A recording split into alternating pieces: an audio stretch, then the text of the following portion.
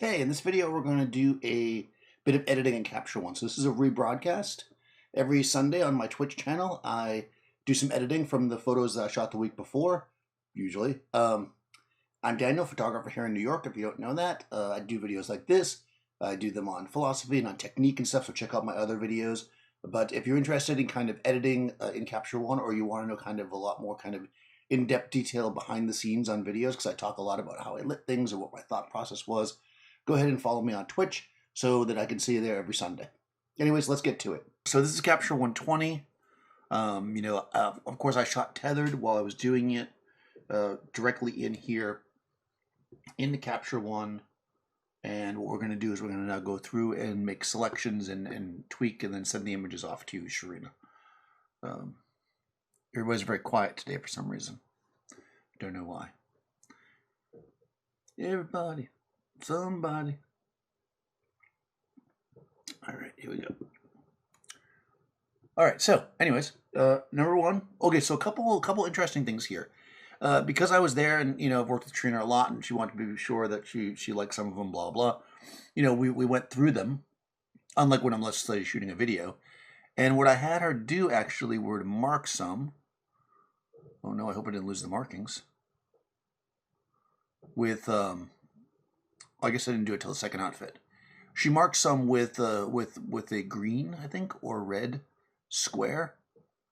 So normally, right? So normally, if I'm doing with somebody, and I'm not going to do this process with you guys, I would mark everything. I'd actually do what I'm going to do now. I'd mark them all 3 stars, and then I would tell the subject to mark them 2 stars if they don't like them, and then we would go in that direction. But since I knew I was going to do this, I couldn't do that. So I had her actually put a color filter on there. All right, so what I'm going to do is I'm going to select everything, as I said, and I'm going to make them 3 stars. So I do that by hitting the number 3, and we can see now that, oh, nothing happened. Oh, there we go. They're all marked at 3 stars. So the reason I'm doing this is because we're going to edit by removing images that we don't like versus looking for the ones that we do. It's just going to be just faster to do it this way. I think it's just more efficient. So everything's 3 stars now. And the way that we're going to know what we're doing here is I'm just going to go through here and hit the search.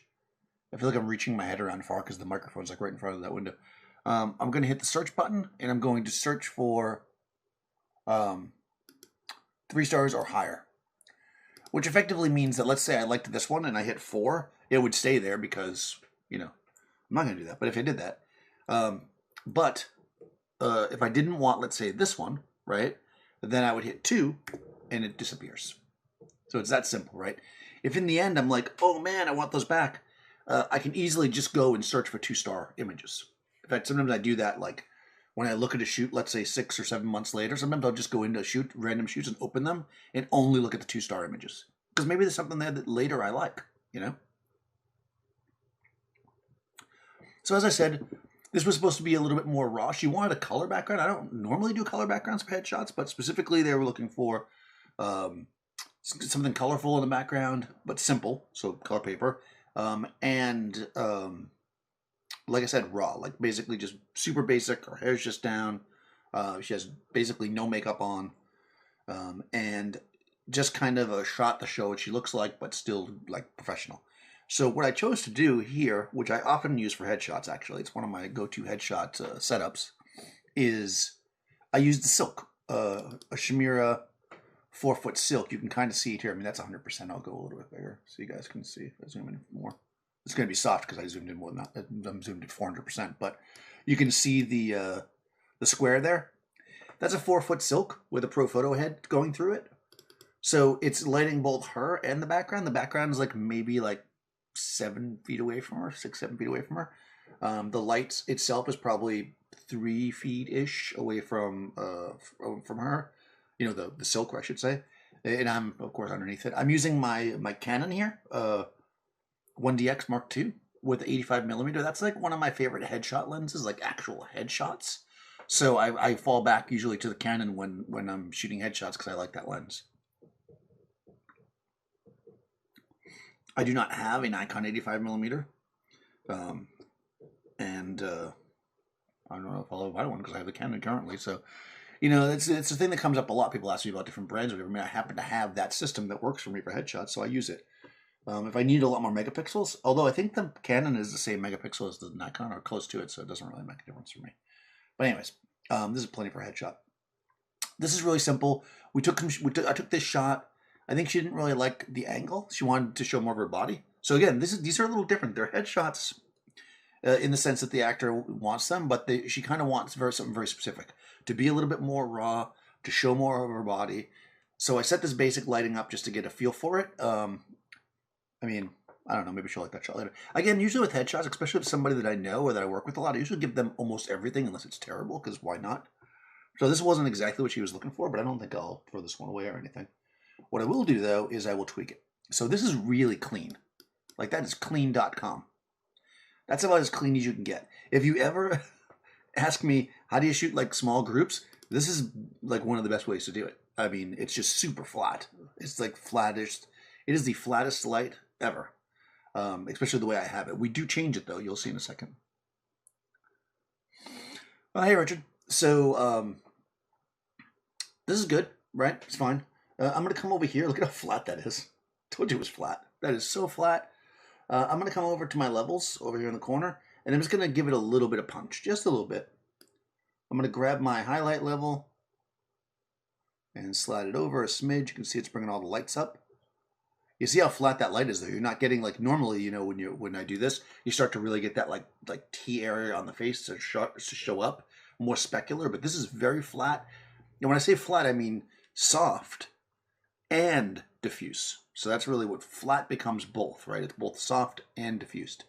So I'm just going to bring it up for a little snap. The mid-tone looks pretty good there. And I'll bring little darks in, because you always bring some darks in when you mess with your lights. So that's it, just a little change. It's not terrible. I'm not going to crop it. It's kind of a weird angle. I think I ended up lowering the tripod after this. It's a little bit shooting down on her, but it's fine. It doesn't bother me. So that's a go. All right, we'll skip to the next one. All right. So we did a couple of things here. Yeah. It wasn't like raw enough, right? It was too flat. So what I did was, actually first I just changed my position, right? That's just a position change. The exposure changed slightly because I'm using TTL, and TTL, you know, changes when you frame it up differently. So, again, raw, basic. This looks a little dark, though, so I'm actually going to,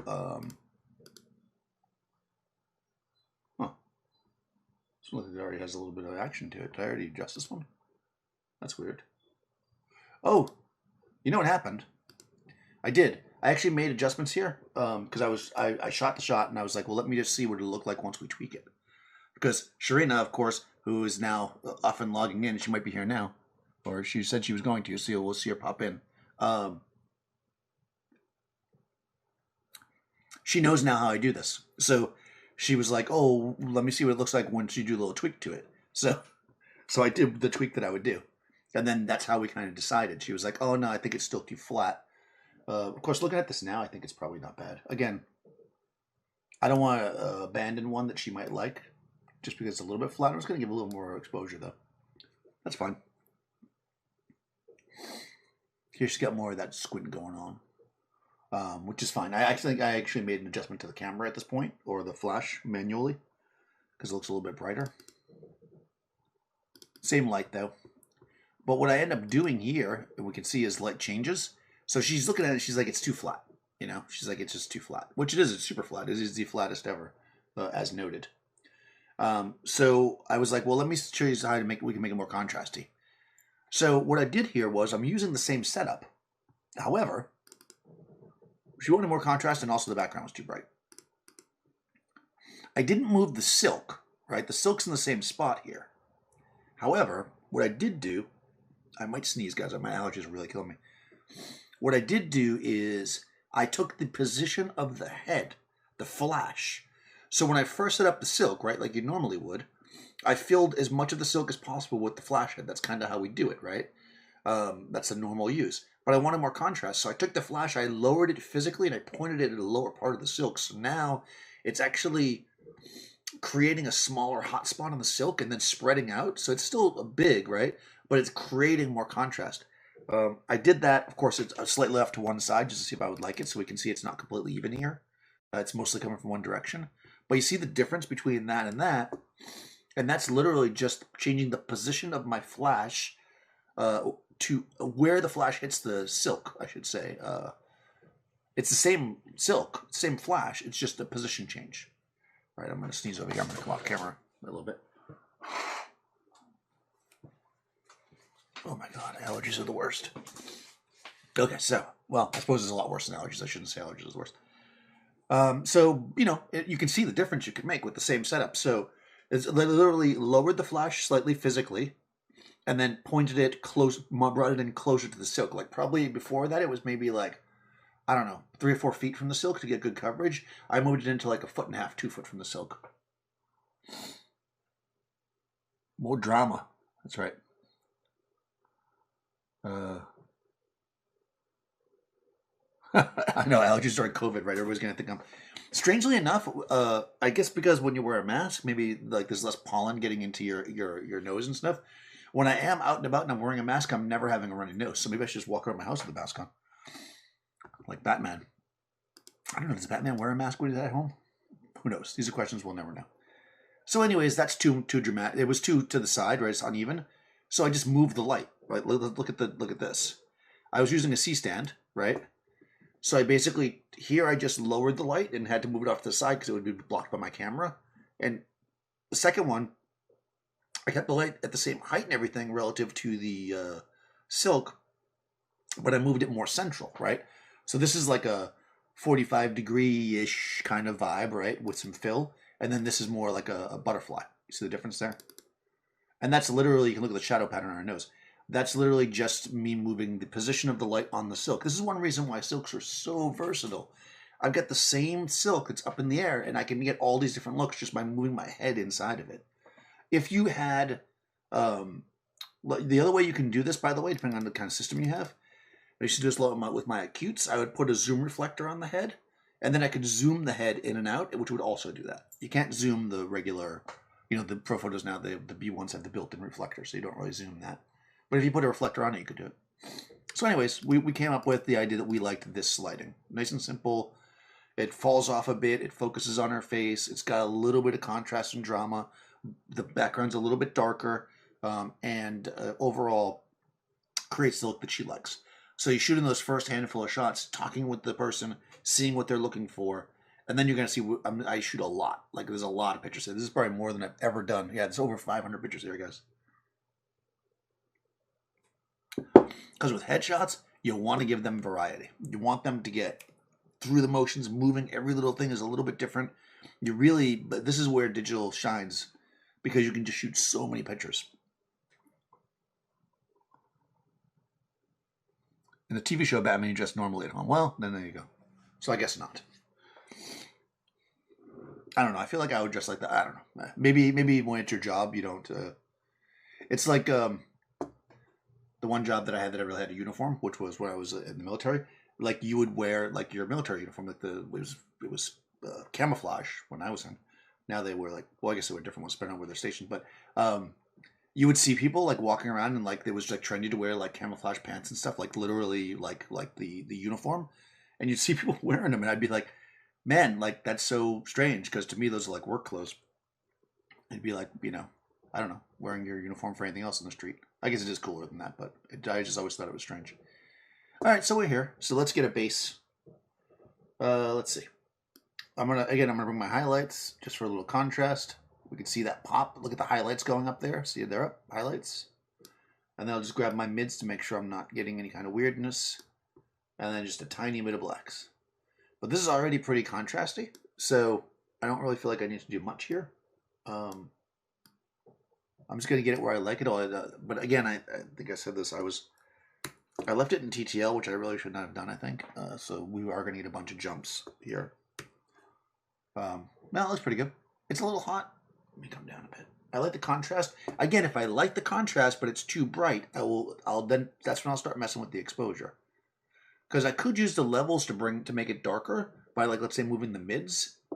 But if I do that, the whole contrast ratio changes. By lowering the exposure, I can actually keep the same contrast. So I'm going to blow my nose again. I have a feeling this is going to be maybe a slightly shorter picture of me in my uniform. Yeah, I'll have to. I have a Polaroid somewhere. Every once in a while I'll show my short hair. I was so young. To be young. Like a lot of times, people that are my age, I mean, not that I'm that old. I'm super young, honestly. Will be like, oh, I would never want to be young again. No, I would love to be young again. I was so dumb, and then ignorance is bliss. All right. Yep. Looking good. All right. So this is going to just come down to whether or not we like the image. And like I say, because it's a headshot, I have less of a tendency to get rid of them than I would otherwise. Because again, an actor is going to want a lot of different variety with whatever they're doing here. Maybe a tiny bit too dark here. Yeah, that's good. So I'm just copying the settings, Command Shift C, and then pasting them. That seems like a midpoint. There's going to be a lot of midpoint ones that I'm just going to get rid of because they're like that. We're going for this kind of messy hair, kind of raw. That might be a little too flat. That looks good. Kind of vibe here. And I'm literally just going through each one and applying the same settings. And then if I see a tiny tweak to make, I'll do it. Now, I could just sync them all. That'd be another way to do it. So I kind of like, even though that's definitely not a headshot, it's a personality shot. It's in between. I'm going to keep it. That was her getting ready. She's like, all right, I'm about to look at you. Boom. I'm going to look. Oh. All right. And again, all these subtle differences in these mean very little to us as photographers. Like, we could pick one of these that we like better. Like, I like the one on the right. But the reality is that as an actor, they're going to want variety. And there might be a reason that she likes this one better, even though it's not as good, in my opinion. So I'm not going to get rid of that many. And that's one reason why, like I said, typically, especially if they're a new actor, I will definitely take the time during the session to go through the images with them so that I'm not sending them a gazillion images that they don't know what to do with. We're going to actually look at them live. That feels a little in between. There we go. Good. Yeah, that's good. Wow, the exposure is just bouncing a tiny bit here. This, by the way, is why you switch out TTL when you get set up here. I don't know why I wasn't doing it. There was something going on in my head.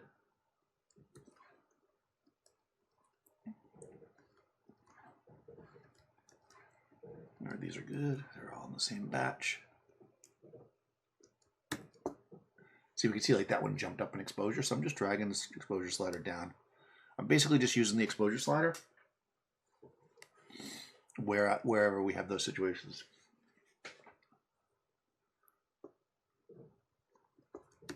Good.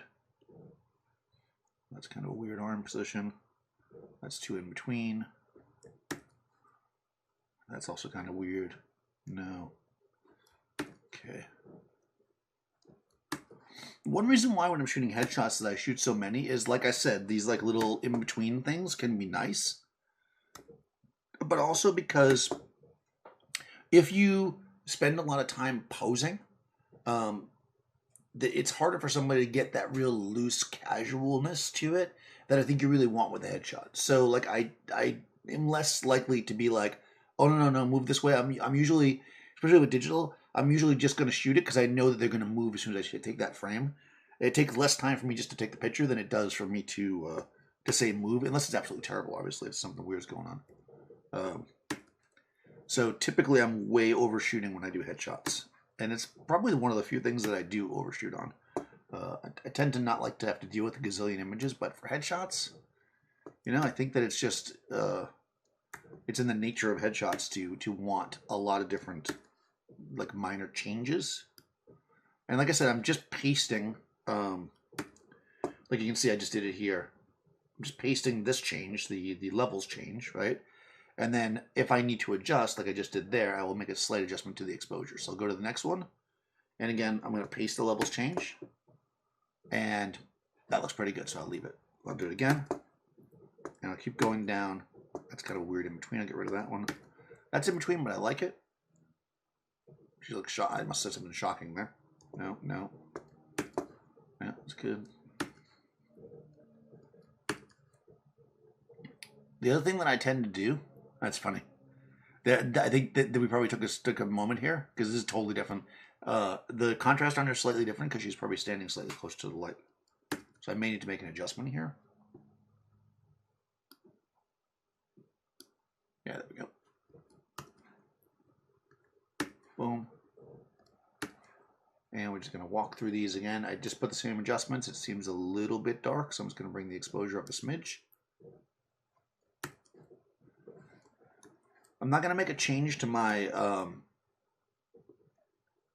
you know, and what's funny about this too, guys, is if you look at like this one versus this one, you know, forgetting about just talking about the light here. If you're trying to make somebody look better, typically, I say this a lot, and this is a good illustration of it. If you have them looking into the light source, so see how her chin is up, so she's looking into the light, you can see that here where she's looking down, you're really seeing through her skin more, right? There's like shadow through the skin.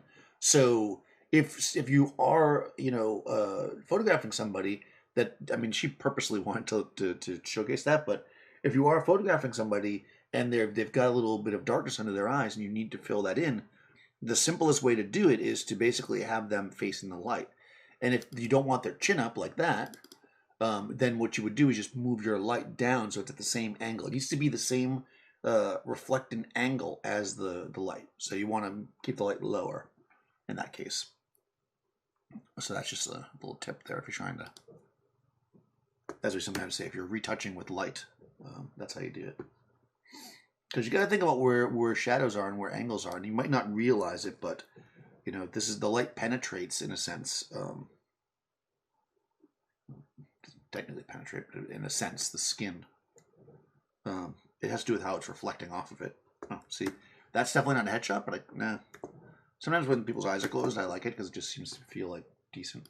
All right, I'm gonna come down here. So I had a few in a row that were just like really that a big exposure change had to happen. So I'm going to recopy here. So Shift Command C, copying that. Oh, of course I just did it. Now this one needs to be brighter. There we go. Get rid of that one. That's a little kind of squinty action there. I like that. It's always good for a headshot. Okay.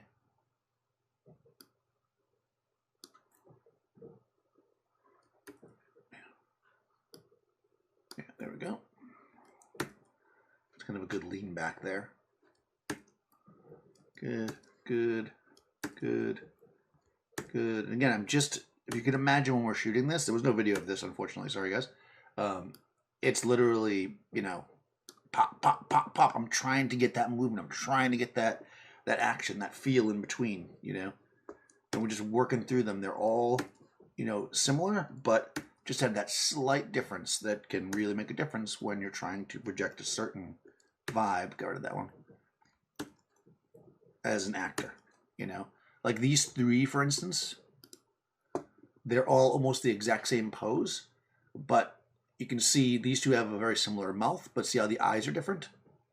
And then this one's got, the mouth is a little bit less smiling, I guess, for lack of a better word, but has some, you know, has also a different eye position. Like if you just look at the three sets of eyes here, you can see that they all have this like slightly different vibe to them. And that's what you want, you know, you want to have variety there, and it's subtle, right? But it's kind of what you want in a headshot. You want to have all those options for the actor. All right, let's see. Let's see if anybody's saying anything that I'm missing that's important. Are they for a special audition? I don't think so much. I think that she has a lot of good shots already. Like we've done tons of headshots, and it's just something that she didn't really have, and they want to see, you know, something where, you know, where she can go for roles that maybe are a little bit more gritty and grungy and aren't just like pretty. So they just wanted to have those as an option for the castings and such. So I don't think it was a very specific thing, like a single role, as far as I know. I mean, if Sharina shows up, she'll tell you. Thoughts about burning under the eyes to lighten them? No, if I was going to lighten under, first of all, I'm doing it on purpose, so I definitely wouldn't do it here. But if it was something you were trying to fix in post, I usually do it with the rubber stamp. Actually, I find that works really well. Maybe I'll do one to show you guys because this is a good example since we made. Like if I was trying to, I mean, I wouldn't. First of all, I think that if you look at the, okay, so let's talk a moment about that for 1 second. If you have an image that implicitly should have darkness under the eyes and you fix it, it will look weird. Like I would not want to take it away here because there's clearly a shadow here. Like if I was to remove this and make it bright like down here, that would just look weird. I mean, this is a shadow. So at the very least, this part needs to stay dark. This you could probably get rid of, right? I wouldn't do it in Capture One. I don't think Capture One's is as good to finesse that as Photoshop is. So I won't do it to that one because it'll look weird anyways. Let me find one. Here where the head's up further, it might be okay. But I don't like that shot. No, I'll find one. All right, so here, her head's straight here. You still have the shadow, but I think you can get away with it. So I would not use a dodge burn for that. I think that's just weird. I usually use the rubber stamp. Let me see if I can actually let's do it in Capture One since this is a Capture One edit. I do not think this is going to work that well, but we'll try. We learn together. So I'm going to use the healing tool. And let's just see what happens if we paint on a little. Now, one thing that you definitely want to do whenever you're doing this is you want to make sure you're getting your heel from an area that is similar. Oh, I did too much of a sweep because our hair is picking up everywhere. Okay, so that's not going to work. Well, maybe. It's a little weird near her nose, but that's not as bad as I thought it was going to be. See, that's as far as I would ever go with that. I would not get rid of that final part that's underneath because I think if you did that, it would just look weird. Like it would look unnatural. See, now I'm feeling cocky. Oh, that's weird. It took it from her forehead, which was not actually the worst thing in the world. Which is funny. I don't think I would take it from there, but I'm just going to leave it up there just to see what happens. No, that's weird because it's creating a weird line underneath. You almost always want to take it from like just below. I think I swept over too far too with this one. Once again, I think I did too much, but it is a healing brush, so maybe it'll. Nah, hold on.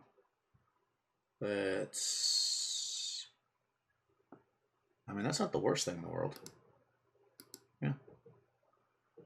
Again, I wouldn't go any further than that. I think if you did, you would end up with an image that just would not look real.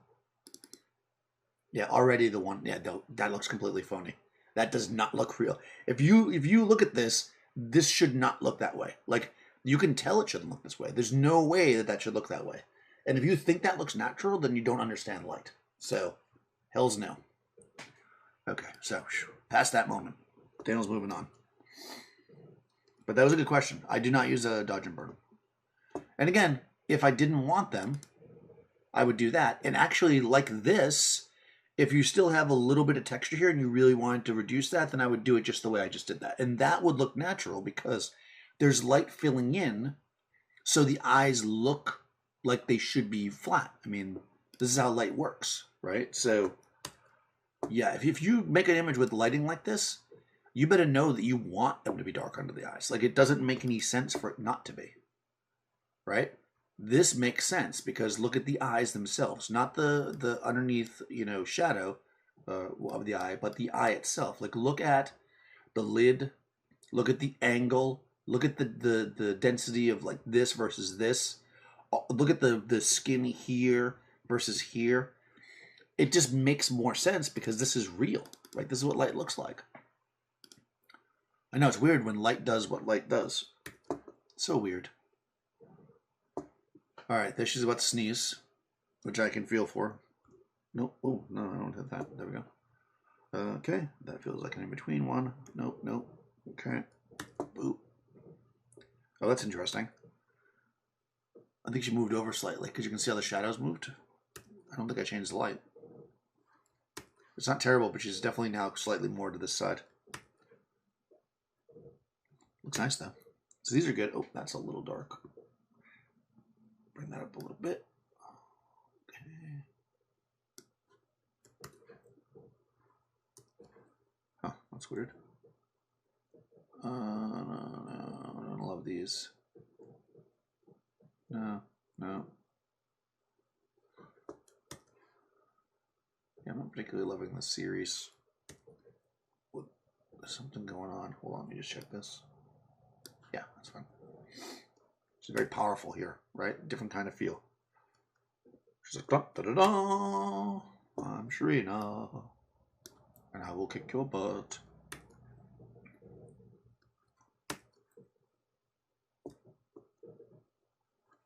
Okay. Again, I'm just pasting these right now. Oh, I like that. That's a very superhero. See, that's a very superhero shot for me right there.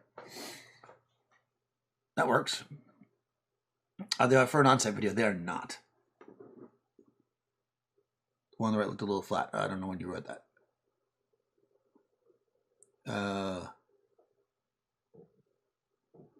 Get right in the camera. Yeah.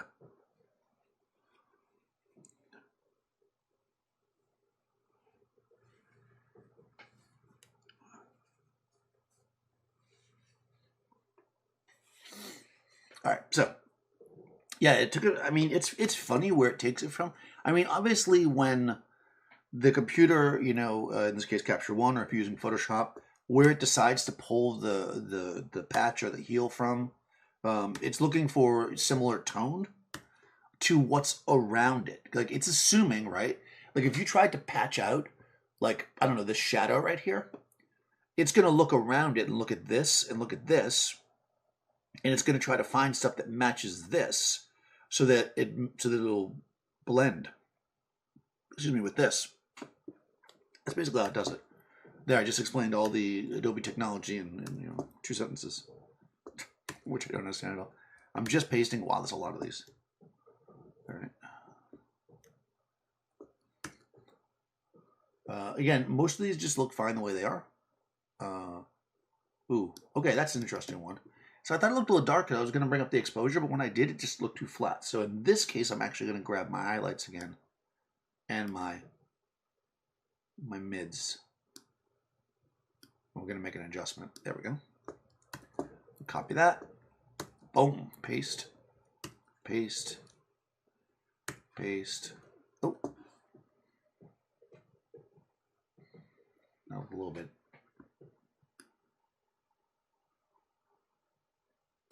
There we go. Oh, you know what happened there? I think we were actually shooting, and I realized that I didn't shoot any black frames. And I was like, man, I'm shooting at 5.6, and I didn't shoot a black frame. I better make sure it's dark enough in here. And then, of course, it was. I remember doing that. I was like, oh, man, we jumped right into it. Because what happened was I got a little delayed. So we were setting up late. Actually, when we shot this, I shot these headshots for Sharina and also headshots for Marissa in the same day, which I'll probably edit maybe later in the week because my these allergies are killing me. So I don't know if I can get both these done today. I may jump in later in the week, guys, so be on the lookout for that. Plus, I got to maximize my Twitch time so I can become a Twitcher or whatever you become when you get the... I was almost there, but you have to be live 7 times, I think, in a month. But I can't be live 7 times in a month if I only do this on Sunday. So, yeah. All right, so I've now pasted this several times and had to lower the exposure every time. So I'm going to now just come back and just copy this one. Yeah, we definitely overshot this. There is no question. Sometimes you overshoot stuff. Sometimes in life, you just gotta overshoot. You can see too that we're getting deeper into this, and you can see that stuff's changing kind of less and less. And I think that's because we're stopping in between every once in a while. We're shooting maybe like 20, 30 pictures, then we're stopping and we're looking. And of course, you can't see that here, and what's happening is Sharina's adjusting what she does, and I'm adjusting what I do based on what we like. I think at this point, she was like, we have enough like that. Can you get a closer one?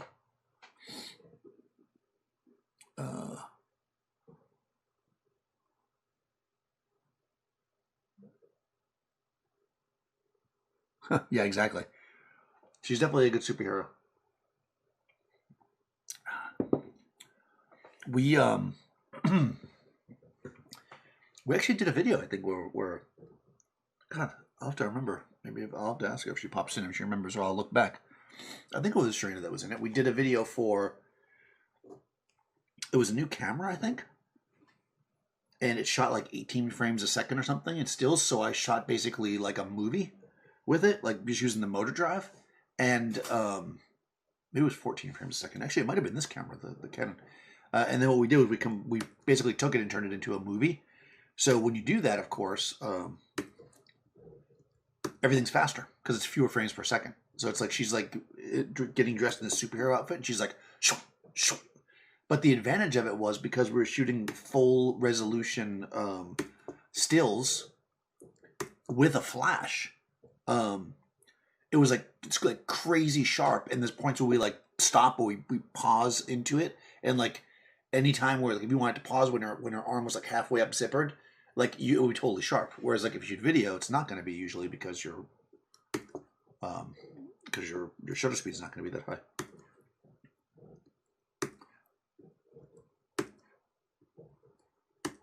Yeah. So these are just closer shots. I know it's weird, right? Her head's in the shot and everything. It's bizarre. I don't know why people like to see the top of their heads, but you know, typically for an actor, you want to make sure that the casting directors won't, you know, be like, oh, what? Does she not have the top of her head? No. All right. I'm just literally pasting. Unless I find one. I always like that eyebrow up. That's my favorite. Always. The background is blue paper. I think it's called Blue Jean. Blue Jean, baby. And again, same thing here, right? Look at the difference between this and this. If you're concerned about, you know, imperfections or whatever you want to say on the skin, pasting the person into the light is going to clean up any of that, or you know, 99% of it. So if that is an issue for you, again, we're going for this look. But if you want a cleaner look, she's literally, I mean, these are two frames right one after each other. She's literally the same makeup, the same light, the same everything. It just comes down to where her head's positioned. So keep that in mind when you're, you know, a lot of times, like I'll see people and they'll have a shot like this kind of lighting or position, and the person will have tons of makeup on, and then I can see that they're retouched to death because clearly they had, you know, imperfections under their eyes, and it's like they tried to fix it. But you got to do that with photography, you know. It's like that's kind of what we do. That's what we should be doing, anyways. Like all of your lighting should be intentional, you know. It shouldn't like sneak up on you. And I guess if it does sneak up on you, you should be paying attention so that you can do it again. Because that's really the key, right? We want to be able to... Oh. Weird hand thing going on there. Get rid of that. We want to be able to repeat what we do so we can give the clients what they want. Always. That's really the key. Wow, I shot a lot of pictures here. Good thing I charged by the frame. Oh, that's a weird one. I'm literally just hitting the same settings on all of these. I think I'm going to switch to manual by now because these are all exactly the same. So, because remember, you know, what is a good exposure or a bad exposure is, it's all relative when it comes down to it. And unless you're shooting like a gray chart or something, the TTL is always going to try to give you what it thinks is the best possible exposure. And when you are shooting, if your subject's moving or whatever, it will change or it can change when you're in TTL. And that can be to your benefit or not. So you really want to pay attention to that. And once you lock in an exposure that you like, then you should basically throw it in manual, which is what I did here. I mean, so many flashes now do this. I don't know that they were the first, but they were definitely one of the first, Profoto, that, you know, had the system where you shoot TTL, then you switch to manual and it stays. And more flashes have that now. So if you have that capability, definitely use it, you know, because it's really, really beneficial.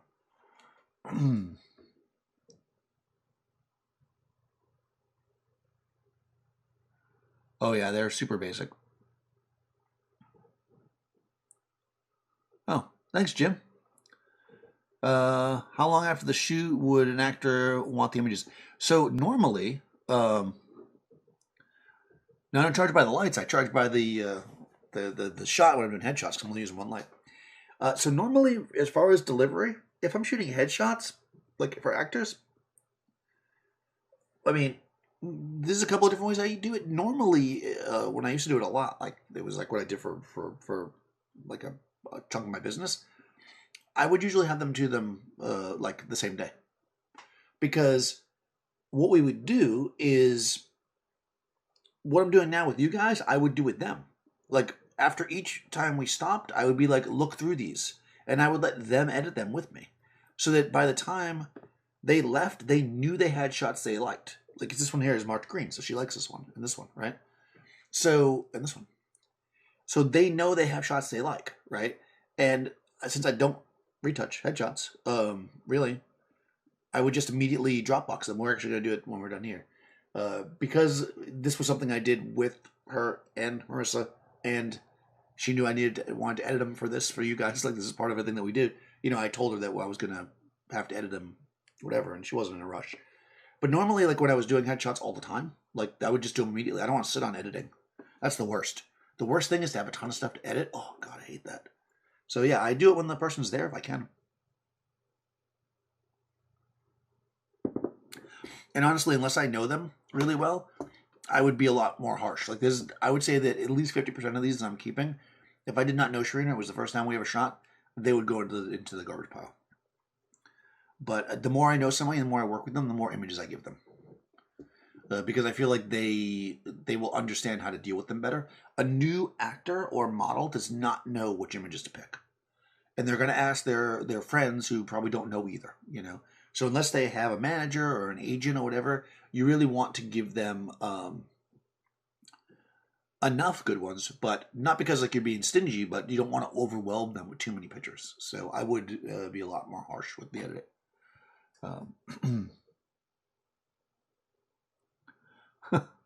They're really good for risk. Well, thank you. Thank you all. Thank you very much. I am definitely basic and raw. Okay, so we changed it up a little bit, right? She wanted it to be a little bit more. This isn't like a lot. I think she might have put on a tiny bit of makeup. I can't remember. Yeah, I think she put a little bit of makeup on her eyes. But because she wanted it to be a little bit more clean, still a little bit raw. We didn't go like full on glam with the light or whatever. I did change the lighting slightly. What I did, right, is this is a frame, like I said, from above like that. This is the same frame, but as you can probably see in that excellent self-portrait of myself there, I also set up a V-flat, and that V-flat is directly behind me, and I'm bouncing another head into it, and that head is a fill light. So what I'm doing effectively is I'm creating my shadow from above, you know, just like this one, right? And then I am filling it in, so you can see the shadow and see how much more filled in it is.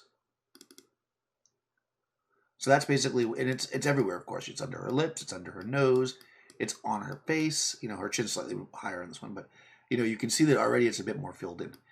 Now, because it is the fill light, not the main light, it's not going to completely eliminate the detail on the face. Your key light would have to be at the same angle to get rid of all the imperfection, but it'll definitely help, you know. So let's see. I don't really like that shot, so I'll get rid of it. This one is fine. So I'm just going to give a little contrast, little mids, and little darks. Yeah, that's good. Copy that. And, oh, right. So we took a test shot just to look at the light and stuff the way we wanted, and then I was like, she was like, oh, maybe I want like a gray background. So, you know, being the type of person that I am, I think we just gray. Yeah, we did. I was like, all right, so we gray background. And I think too, it was too filled in. She still wanted a bit of the contrast. So you can see, actually, I mean, it's probably hard to tell, but I turned down the fill light. So it's a little bit more filled in, but it's not, because again, this is still like kind of raw. And,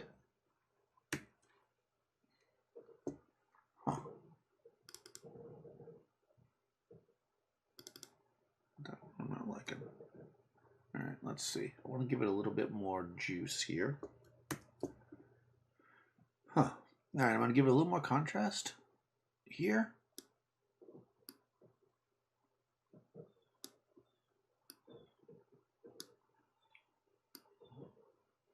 Actually, before I do that, I'm going to copy those settings, but I'm not. Then I'm also going to add a little exposure. I don't think they're all going to need that. I just want to give it a tiny bit. I don't want to make it too flat.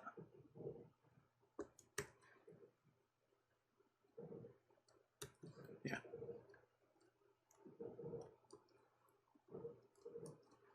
Yeah, so now we've got this gray background with, again, I'm only adding a tiny bit of fill because she really wanted that kind of raw look still. In the last look, I turned up the fill so you'll be able to see what it looks like.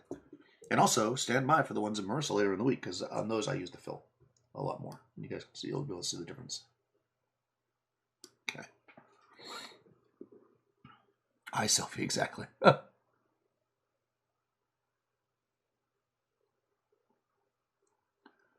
Are you the only one that doesn't like the square catch lights? Yeah, probably.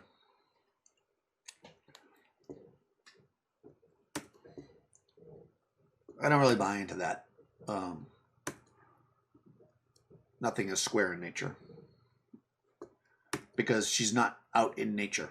Now, if she was standing in a park and I was blasting her with a flash and you saw a softbox in her eye, yeah, that might feel a little awkward. I mean, if anybody thinks that she's being lit by natural light here, I don't think so. Like, and if you're inside, most windows are square or rectangular. So that whole argument doesn't pay off. I mean, you might not like it, but that whole like argument as to why you don't like it doesn't make sense to me. It never has. That's the umbrella guy argument for some reason. But yeah, if you don't like a square catch light, I mean, obviously you could do a lot of different things. I mean, you could use, the other thing I sometimes use for this, which works really well, is I have a really big umbrella. It's a Westcott umbrella. And it's also much less expensive than the frame. I think it was like $100. And it's like a 7-foot umbrella. And that actually works pretty well. Yeah. This was me claiming that I was a good photographer, so she was laughing.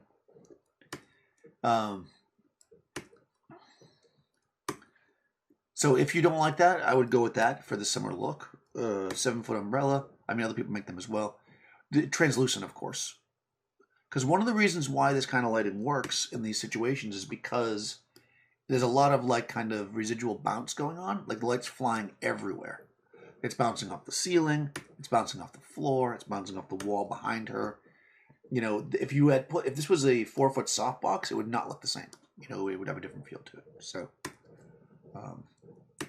probably the closest thing, like I said, would be the umbrella.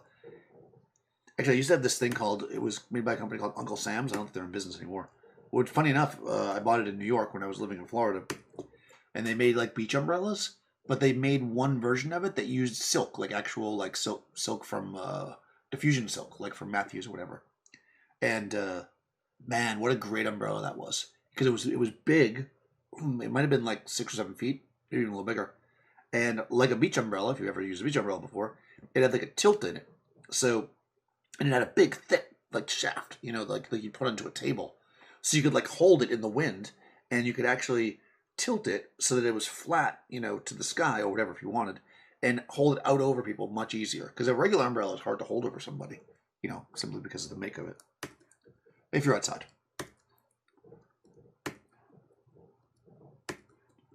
Okay, so these are all good. Okay, I'm just kind of cruising through these. Simple as that. Oh, so she's about to cast some kind of spell on me there. Nope. I don't know, like what the hair is there. That looks awkward. Nope. Don't like that. Don't like that. There we go. That's better. Yeah, so these are all, I'm just pasting those same settings. You can see it's just a slight exposure set, a slight contrast setting. 0.01 on the mids, 239 over here, and then 5 on the blacks. Or the shadows, I guess. Not really blacks.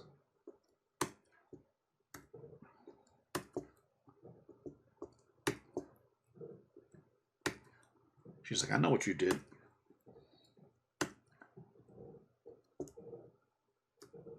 Didn't like those two. Nope. Better. Again, sometimes there's just something about it that just catches you where you're just kind of like, oh, uh-oh. I hit Command C instead of Command V on that one. I copied no settings. There we go. Boom. Oh, she put a blue one on that one. I was about to say I really like that one. And then she also liked it. We have similar taste. One thing I'm going to do, by the way, guys, because I'm not looking to see what color they are. I guess I would probably notice it. Maybe not. One thing I'm definitely going to do when we're done with this, I'm going to go back and just do a search just for the colorful ones, just to make sure I didn't get rid of one, and I'll put it back in, because clearly if she liked it, then I'll give it to her, even if it wasn't one that I liked. All right. Good, good, good. Yeah, there's not a whole lot to say here, because these are all pretty clean. They have that kind of rough look that we were going for. The light's just simple. Is the light simple? The light's simple. And pretty. You know. By the way, if you, I'm trying to get views on my video. If you work with models or actors or whatever, I mean, not necessarily they want to hear what I have to say, but watching these shots that you're into is basically like almost like a master class in having a headshot done. Like you can see how she's kind of working through different emotions and attitudes, and just kind of bringing each one through. Like you can see how they're kind of like series. Then she takes a minute, then she comes back into it, and she sneezed there. But see, after I just said that, now she's not gonna. But you can see how she changes it just a little bit each time. Is everyone perfect? No, but are there a lot of variety? Yes. Because so many people, when you get them in front of the camera, they just kind of stare at you like they don't know what to do. And really, the trick is just to kind of do stuff, be yourself. I think I might have went handheld for a minute there. What's going on there?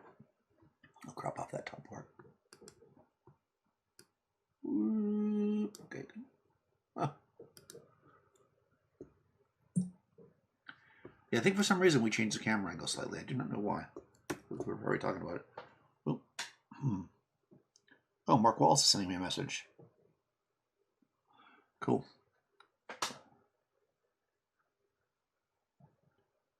What did happen to the blue paper? Oh, the blue paper is there. So it's unfortunate that that this is not a video. So the blue paper is like 6-7 feet behind her, and it's a 9-foot wide roll.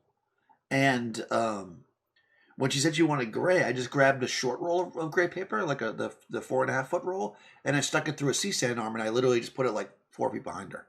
So between her and the blue paper, and just framed it up so you can't see it. So there's 2 rolls, but there's like depth going on here. Uh-oh. Oh no. Oh no. You caught me making a compliment.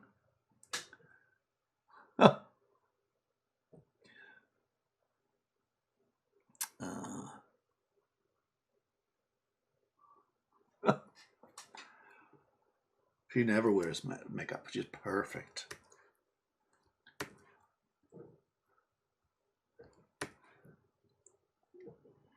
All right, here we go. I feel like I need like theme music or something going on. I don't know what's happening in that one though. That's very mugshotty.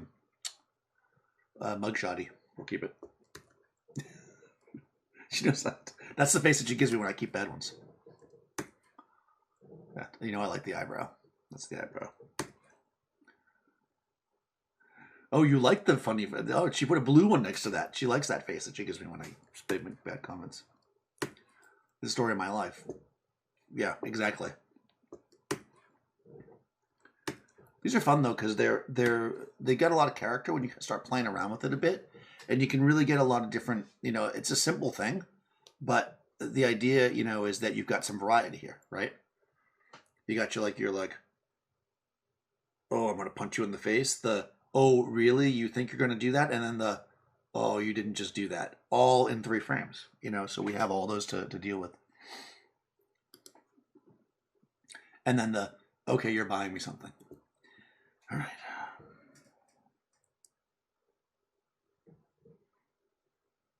Yeah, no mosquitoes in the studio. That's true. Not usually, anyways. All right, let's see. Oh, here I think you put a little bit of makeup. It looks like you got a little bit of, well, definitely lipstick. But, and here again, I'm using that bounced board just to kind of fill in a little bit. Not to kind of overwhelm the natural, feel that we're going for, but to give just a little bit of fill. So it allows her to have her chin down more, without having too much shadow here that we get with, like you can even see the difference between that and that, you know, how much more shadow there is here versus here, right? And that comes down to just the fill light, really. All right, let's see. All right, so I'm going to start fresh here. I feel like I'm talking really fast. Am I talking really fast today?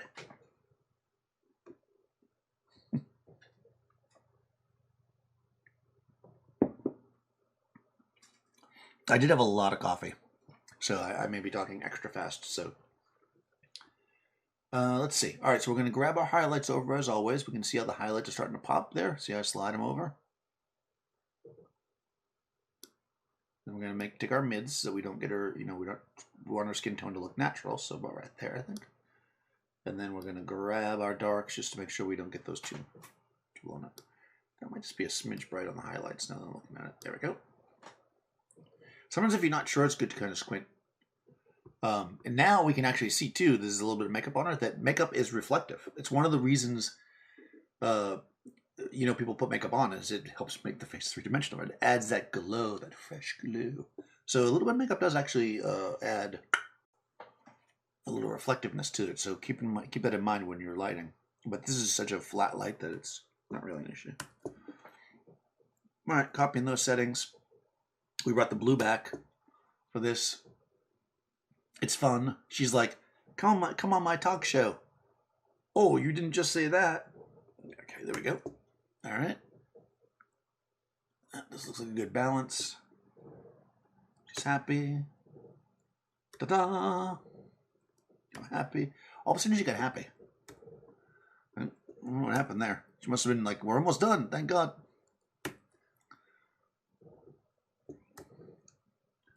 The trick to headshots is to exhaust the person so that they just are done. They're just like, I'm going to go now.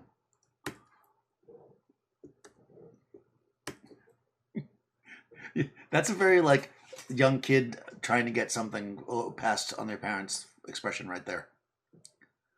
No, I didn't take the cookie.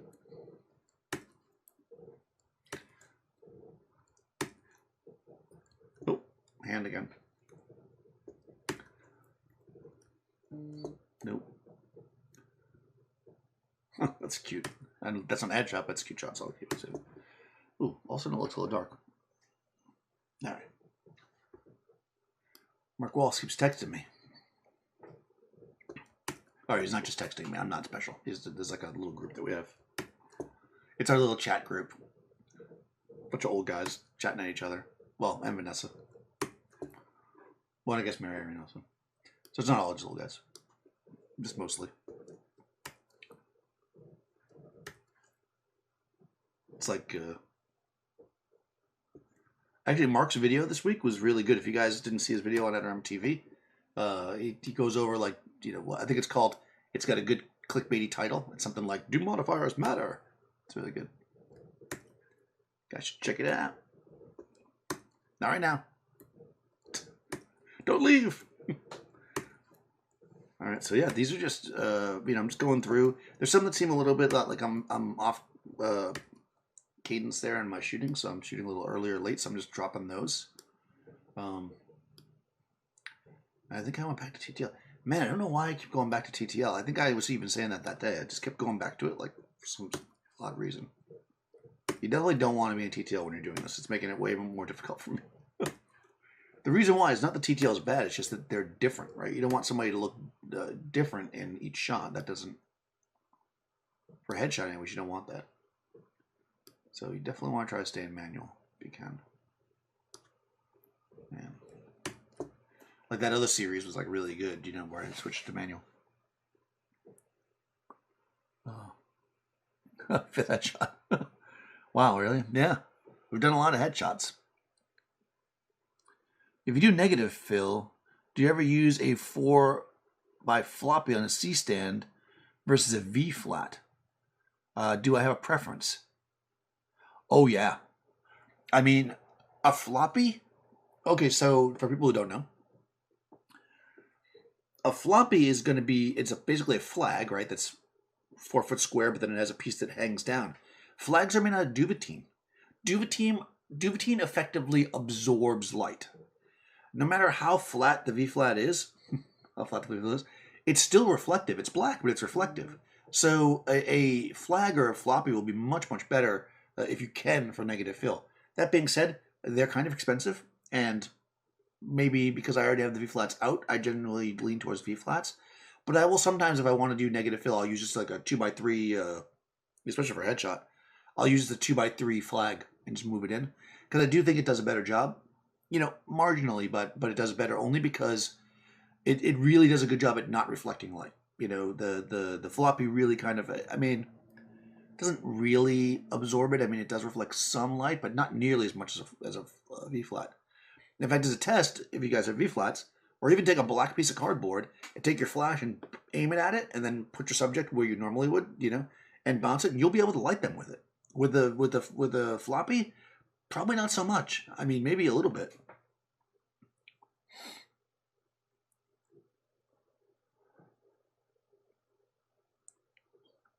Is Mark stuck in Argentina? I wouldn't call him stuck anymore. I think he's having a good time. But yeah, I believe he's still in Argentina.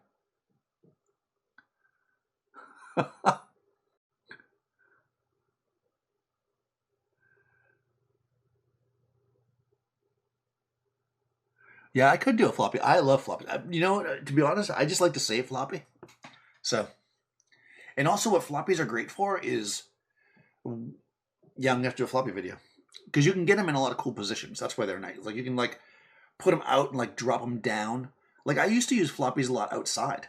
You kind of put it over somebody and then drop it, and you can actually block the light from basically two directions, above and the side, and then shoot them and just do a little fill from one side, and it gives a beautiful kind of natural light shot that doesn't feel so open. It gives you that kind of control over it. So floppies are great, although you need sandbags clearly. Oh, now I boy, everybody's texting me today. I guess Sunday's a busy day.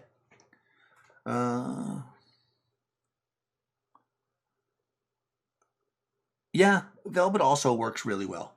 It's not exactly the same, and I find digital cameras. It used to be like back in the days of film, like if you put a piece of velvet right behind somebody, you could have them lay on velvet and make a photo, black velvet, and make a photo of them. It would be black. Like the film did not pick it up at all. I found digital sensors, just the way they work, they tend to pick up the velvet a little bit. It's weird.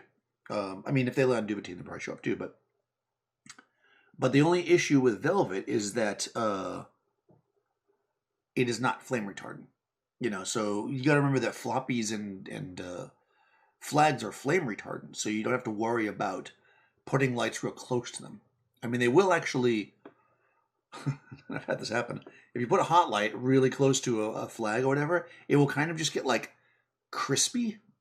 It'll probably still smoke too, but it'll just it won't light on fire basically. But velvet will. So be a little careful if you're gonna and I know that modeling lights these days are mostly LEDs, but still having stuff that's not made for photography and putting lights near it is can be risky. So be careful, kids.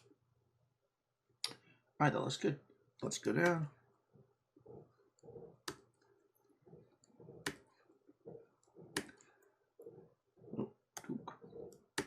Dunk. Dunk. Dunk. There we go. Beautiful. Nice and clean, nice and pretty, smiles, easy. We're just kind of cruising through. There he is looking at the screen. Oh, are you serious again? That's good.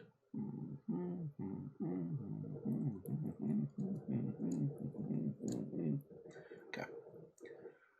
Lost myself for a second there. I think your chin's up too far here. Now I'm getting picky because we're getting so many good ones. I think I like it. Okay, good. Yeah.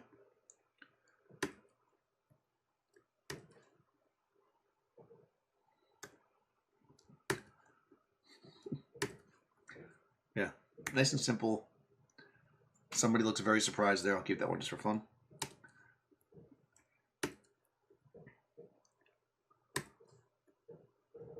Who knows what's going on there? Yeah, these are fun. Oh. She's like, what?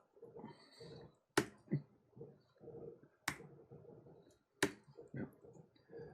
This great fun expression, you know, and these will be useful. Some of them, even though they're not like some of the like more extreme expressions aren't really like typical headshots.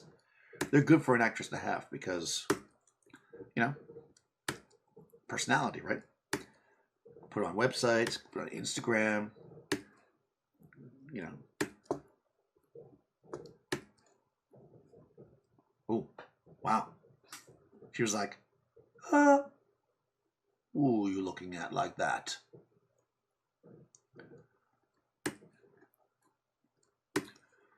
Boom. All of a sudden she got real sophisticated on me. Oh yeah, these look good. I always do just enjoy that little bit of eyebrow going on.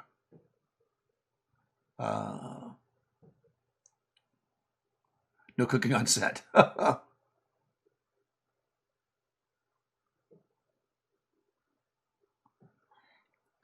Yeah, it's definitely, well, you know, one thing about headshots, and this is actually can make it difficult for some types of photographers, aka me sometimes, to do headshots, is that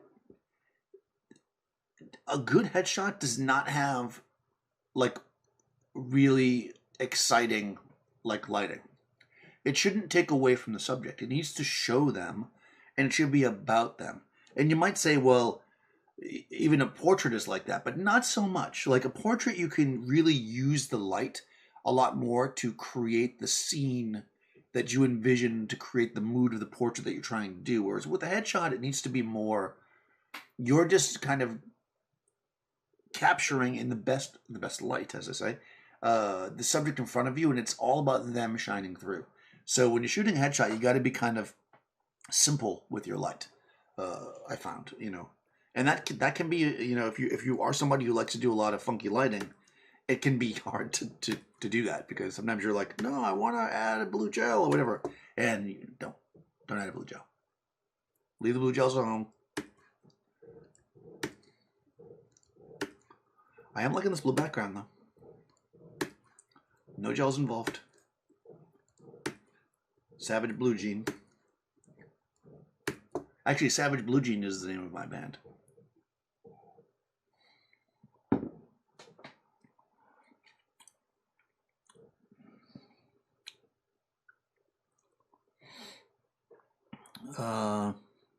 Ever get to request do headshots with the green screen?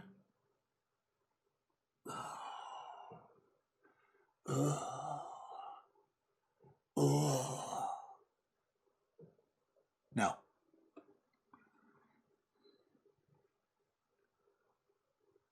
Definitely not. Green screens.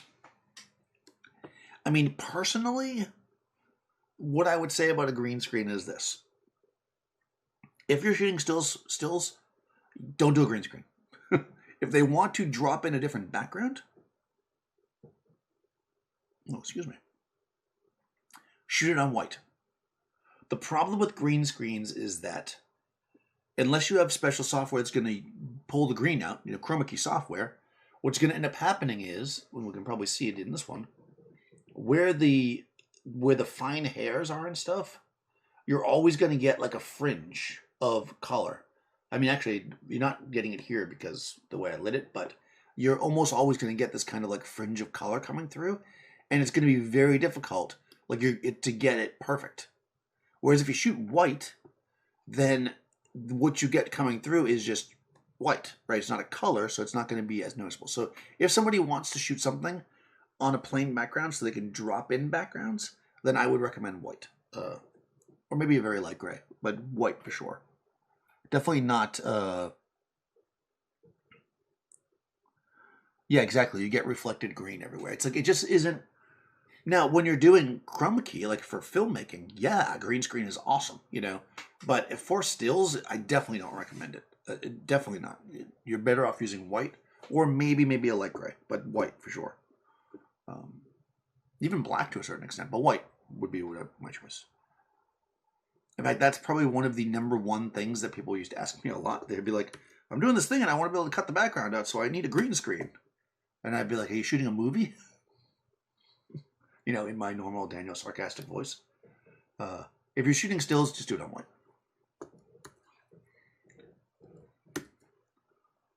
I mean, software is better than it used to be, so maybe it wouldn't. I mean, I have not tried a green screen in a long, long time in stills, but it just seems impractical to me.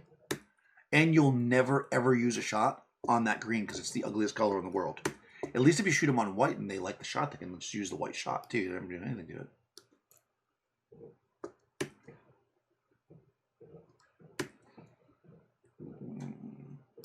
I'm just doing slight tweaks to the exposure here because there's like a nice reflection because her face is turned that's giving her cheeks a nice like punch, but it's also pushing her close to the to being overexposed. So I'm kind of watching my exposure here.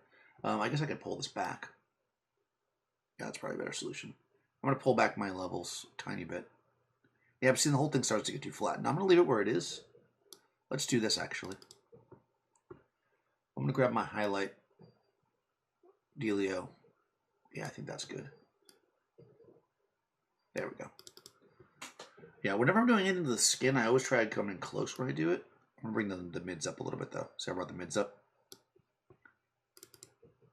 Yeah. So whenever I'm doing adjustments to the skin, I always come in close first. And do like a, you know, to get my exact ratio. And then I'll come back and like, I still think this whole thing looks a little dark. So I think I'm just going to,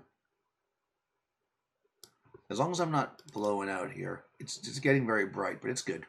Oh no, we're hitting some 255s there. That's definitely too bright. Let's drop this a bit more. I mean, it is a specular highlight, so I can't really expect that it's going to be. Yeah, it's good. All right, there we go. That one required a little tweak. There we go. What's good though is once you do it to one, then it's a matter of just whoa, pull back out for some reason. Actually, let's start from scratch on this one. Well, I don't like that shot, but we'll start from scratch on this one. I'm gonna grab my highlight. I'm gonna pull it forward. Grab my mids. Make an adjustment. I think I want to be about right there. And again, I'm going for three-dimensionality. That's the key here. We want this thing to feel three-dimensional. And you know, the flatter the light is, which this is pretty flat, the harder it is to really get it to feel like a good three-dimensional pop. So you got to like kind of really watch it. Yeah, that's pretty good. I'll just jump it on the skin, make sure I'm not blowing anything out. Pushing it, but it's good. Yeah, it's good. Yeah, it's nice. You know, I mean, when you look at that, it's like, it's fine, right? I mean, it's not terrible, but just that little bit gives it like that whoosh. And, you know, again, to reiterate the people that I know that you're at least partially joking, but just in case people are not following the whole thing, to me, this is getting it in camera. Like, if I was actually doing this shoot with a client there, like it was an advertising job or whatever, I would shoot the image like that, you know, like that, and then I would come into Capture One while I'm shooting, and I would make that adjustment so they could see what the final image is looking like. That's what I want, because ultimately, you need to shoot a little bit flat, usually, if you're shooting for a client, because you want to make sure you don't, you know, pushing it to the edge and allowing like things to blow out in the raw file is just silly. Like, there's no need to do that when I can very simply do this, and then every frame I shoot after this will be adjusted. So this is it, right? And when I'm shooting it, if I had made that setting change when I was shooting, every one of these would automatically just come out like that. Like it'd be like that. In fact, if you watch some of the videos that I do, you see that happening. There's like a little pause and the image comes up and then it changes a little bit. That's because I made an adjustment. And that's really why we have tethering software. And that's actually kind of the beauty of tethering, is that it allows you to kind of make that change without actually really being too risky with your exposures. I mean, you definitely want to make sure that, you know, when you do it, that you're not like changing it 5 stops. Because in that case, like if I had to like adjust my exposure a full stop, then I would adjust the lights clearly, you know. But this is incremental, tiny stuff that we're doing here.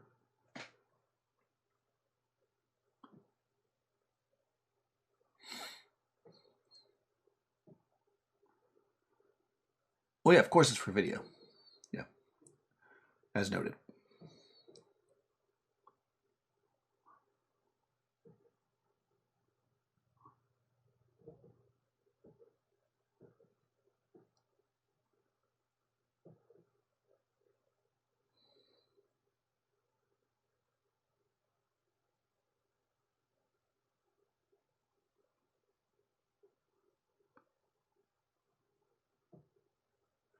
Right, exactly. Right, exactly. Color grading would be a good example. What you want to do is shoot to your edit. The times where people say like, well, you should get it in the camera type thing. What we mean by that is that you should have a very good idea of what the final image is going to look like and shoot it so that your minor tweaks will give you what you want. Not you shoot something, you get back to the studio, and then you're like, this is terrible. I need to add some fake light over here and put this in over here and do that because you're fixing it. I mean, to do composites and other stuff, that's different. I mean, if that's what you do and that's part of your art, it's one thing. But to try to do it to save an image that just is bad because you didn't do things technically when you were shooting is what you want to try to avoid. Like you want to get, because remember too, when you get into more commercial work, if that's what your goal is to do, many times you will not be the one editing the photos. Like when I was doing all kinds of catalog work, like literally we would the digital tech would be copying the images as we shot the raw images. A Capture One catalog, he'd be duplicating it onto a hard drive, which the client would then take and bring. So like literally, if the images were not already tweaked in such a way that it would look right, whoever got that hard drive was looking at a mess. So you want them to look at this. And then, I mean, if the retoucher looks at it and they're like, oh no, that's way too much contrast, they can always go back, right? Because they know how it's going to get printed. But if you do it like this, then they have an idea of what you had in mind and what you want it to look like. So that's basically, how that works in more of a commercial set.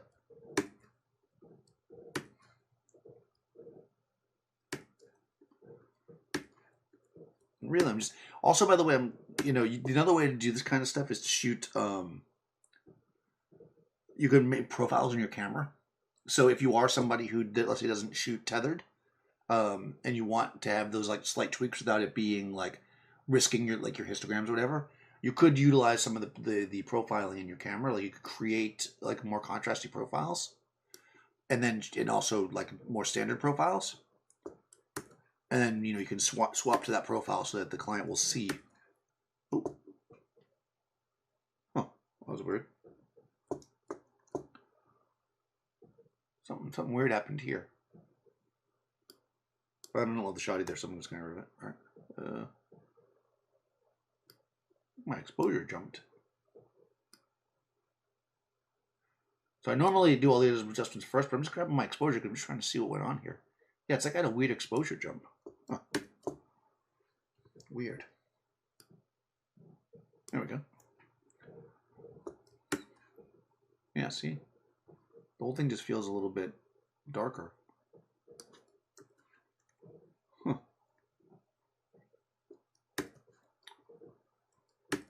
Okay, good. Cranking. Oh. Was it the last one? No. We're almost there. Thought I hit the bottom. Yeah, I did. That's the bottom. All right. Believe it or not, even with all those awesome shots, we got rid of 100 photos. Now she's going to ask me to see those 100 photos. Could I see the 100 photos to make sure that it's there? But yeah, just getting rid of blinks and weirdnesses and whatever. And there is a ton of shots here. That shows us a lot of variety. Like even though that's not really what you wanted, I kind of like that contrast. She's got the kind of real raw yellow shirt look, and then she's got the being sarcastic with Daniel look, and then smiley, right? And it's going to give us a lot of variety that she can play with, as she goes.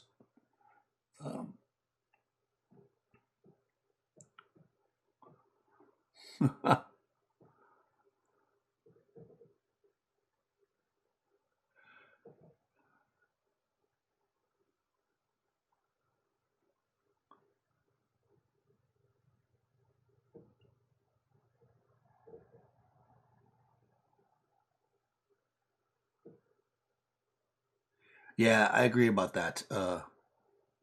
With the tethering there, Trevor, you once you start tethering, it's hard to not tether. It's such a it's kind of liberating in a sense because you really feel like you've got what you got. Like you know you have it. It's very good. And especially if you shoot it with clients. I mean, they can see it. Like they literally can see the images. So there's no room for them to be like, oh, like if they want to, if they're looking at it and they're just like, oh, I don't know if I like that earring. I mean, you can blow up all the ways to the earring, and show them exactly what it looks like on the screen, full size, 100%. This is basically why tethering is such a powerful tool and why I use Capture One and why we're doing this basically. Uh,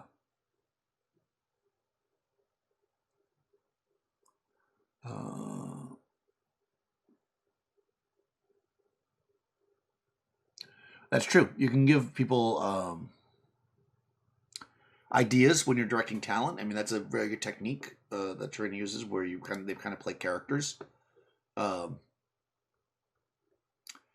It's a good way to kind of get people to express, right? Because the worst thing is when somebody gets in front of the camera, they sometimes just don't know what to do, so they get like this kind of perplexed vibe going on, and that's usually not great. I'm going to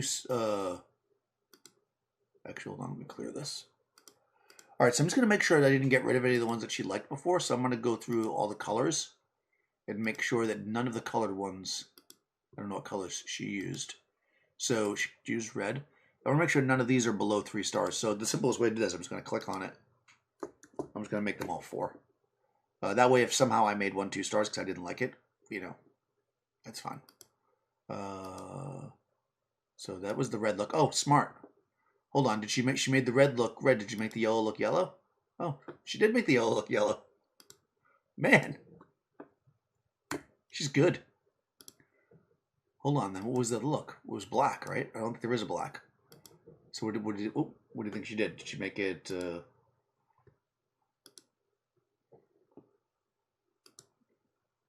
actually it might have been green because I think I said green. Yeah. Oh no. Those are green as well. Oh no, we mixed colors. All right. Do that. I'm just going to go through each color to make sure. Actually, to be honest, I could do this if I use the more complex search tool. I could actually do all this at once, but now that I've already started doing it this way, I'm not going to go back. So if you wanted to find all the ones that were marked with color, what you could do, I guess I should show you since we're using Capture One here. Let me just show you how to do it. If you wanted to do this, you wanted to find all the ones that were marked with color, you could go to your regular search over here. And what you could do is you could say, match any, right? And then you would add a criteria, which would be color tag, red, right? And then I'd add another one. Color tag is orange, right?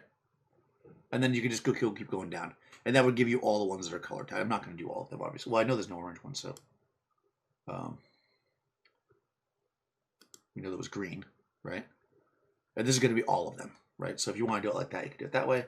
Instead, what I did was I went through all the ones that were color tagged, and I just made them all 4 stars.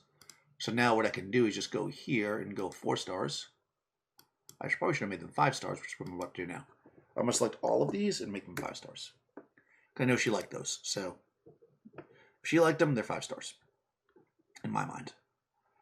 But I'll give her all of them. I'll give her these. By the way, what I'll do here is I will go in here and I will give her all of these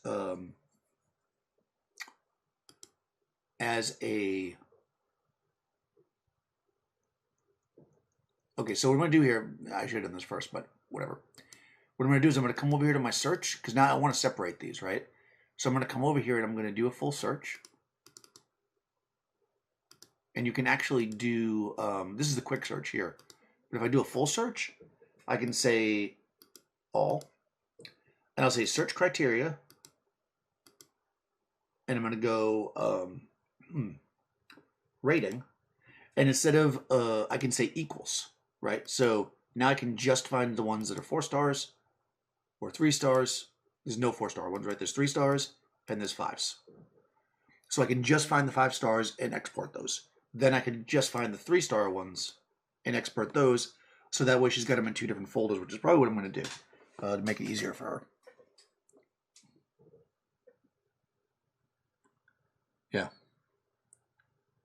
Is that duplicate? Okay.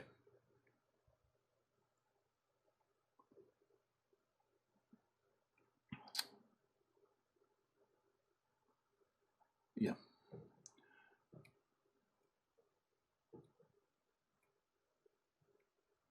The downside to tethering is you're going to get backseat photographers.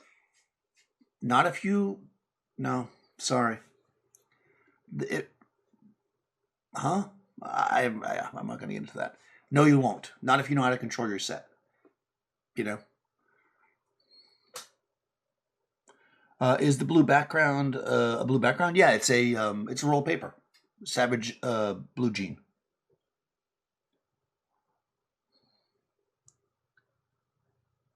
You did make it blue.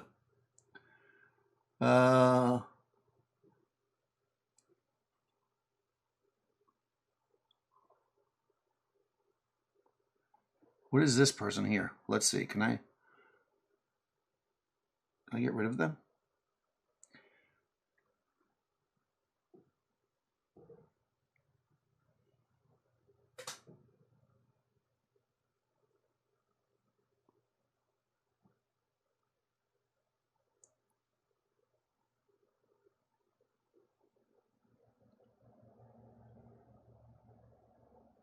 Nope. Yeah, I don't know. I got a bot or something in here, but I can't get rid of it. So I'm just going to ignore it unless it comes back again. Okay. So anyways, while you guys are talking, I'm going to do this first. So I'm here. I'm going to do 3 stars first. So I have all these. I'm just going to select them all. And I'm going to come over here to my my export model Dropbox, which is going to make a folder called, named after Sharina, and it's going to export all of these in this size.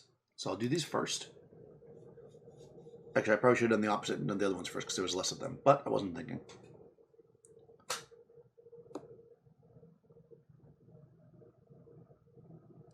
Yeah, I can't click the name. Well, maybe I can with the pencil. I'm using the iPad, so I can't do it. I'll click the name. There we go.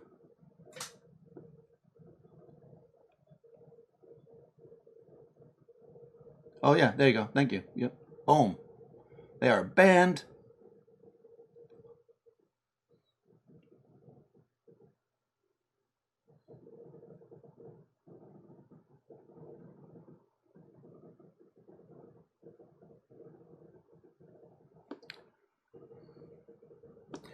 Dark. Chick with the vibe. Yep. That's our specialty. Oh, that's interesting. Oh, I see what's going on here. All right, that's doing that. You can actually have a good start the other one, but I feel like, well, maybe I should. All right, so I'm going to go all 5 stars. The only problem with this is I can't actually export these the same way, because if I do, then it's going to put them in the same folder, which is exactly what I didn't want to do. So what I'm going to do is I'm going to come over here to my exporty dealio, and I'm going to go over here to File, and I've got document name, and I think I can make another folder inside here. I'm going to make a separate subfolder. It's going to be document name and also the words pics. I believe that's how you do it. There we go. Now, when I do this, it's going to make a different folder, so it won't smush them all in one folder. There we go. Now I'm going to break my computer. All right. So there we go. So what's actually happening now is we're actually getting a massive export. All the stuff's good being sent out. And of course, because I'm doing 2 at once, the computer is feeling super bogged down. So you probably shouldn't do it that way, guys. But that's how you would do it. Uh,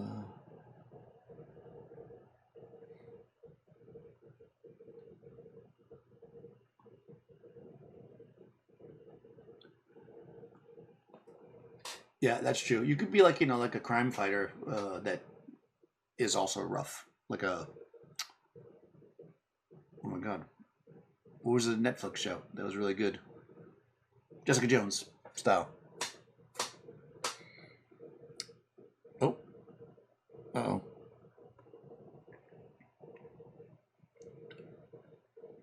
Oh, I'm getting bad quality on my stream. I think my computer at this point is overwhelmed here. So I think what I'm going to do here, guys, is finish this up. So you get the gist of it from last time. Essentially, once these are exported, so probably in about 15-20 minutes, I will send the link to Sharina, and we will be done. So sorry I did too much stuff all at once. My computer is definitely having some issues right now, guys. So I'm actually going to sign off before the whole thing explodes. So hopefully we'll come back. It says bad. Oh yeah, my quality is bad currently. Man.